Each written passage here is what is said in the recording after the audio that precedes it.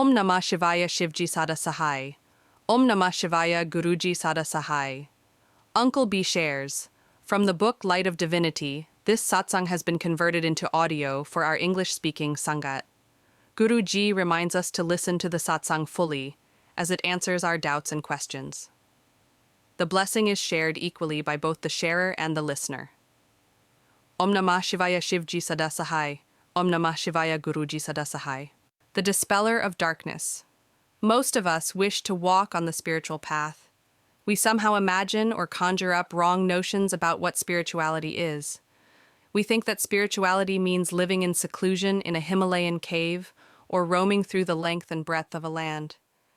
We are blissfully ignorant that no spiritual knowledge can be attained unless and until we surrender our ego at the lotus feet of a guru, who alone can lift us from the quagmire of our materialistic environment onto the spiritual path.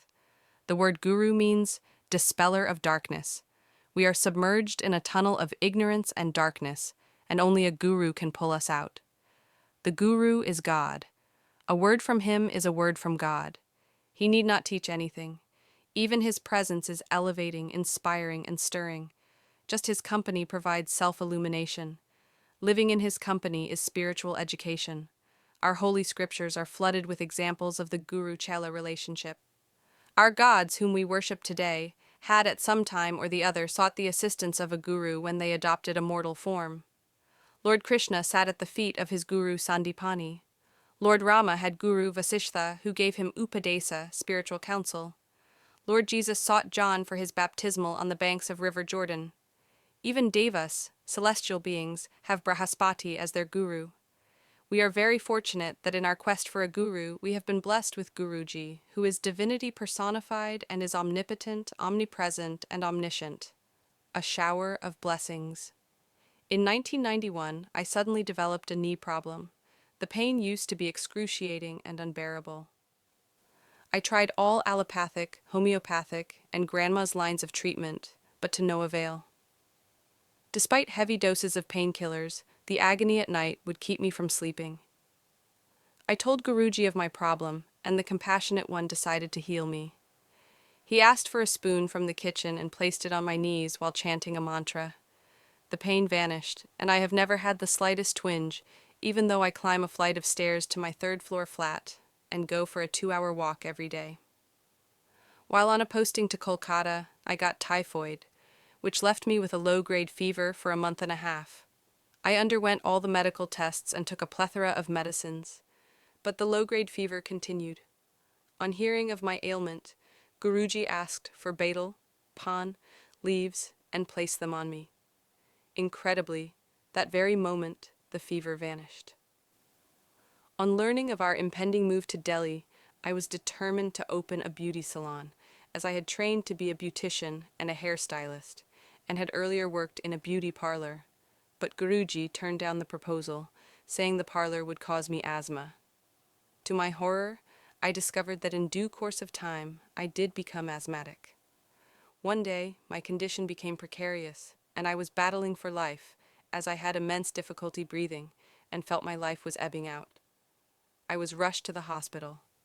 All the time I was holding Guruji's photo close to my heart and praying to him to save me. Immediately, I was put on oxygen and administered steroid injections. The doctor in the hospital later told me that even a delay of 2 minutes could have proved fatal. When I went to meet Guruji, before I could say anything, he spoke. "I have pulled you out of a morass." That was the gospel truth. Subsequently, I would complain to Guruji that the inhalers and medications were very strong and requested him to help me get rid of the disease. He was annoyed and reprimanded me for reminding him. He knew exactly what the problem was.